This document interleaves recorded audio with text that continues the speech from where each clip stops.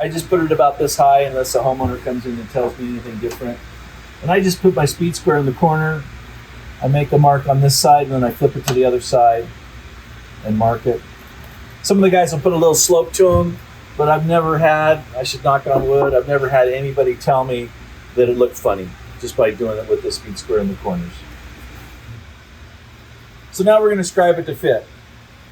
And I've just stuck two pencils together. You can use a compass or whatever.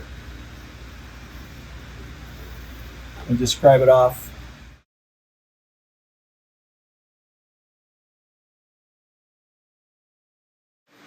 So we've scribed it to fit. We put our marks on the wall, and now we're going to stick it up, make sure it fits nice and tight.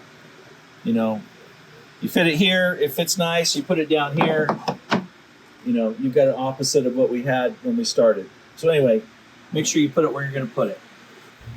So a shampoo shelf, first thing you do is hot glue. It's hot glue. You try to be as careful as you can as you put the hot glue on. I just messed it up. But the less you have come out of the sides, the less you have to scrape off when you're gonna. So I'm gonna follow my lines. Boom, I'm gonna hit my lines. I'm gonna hold it here. You gotta be patient with this so it doesn't fall off. But make sure you sand it all nice. Make sure this lip is nice. Check all your hot glue that's splooged out. All right, it's ready to silicone.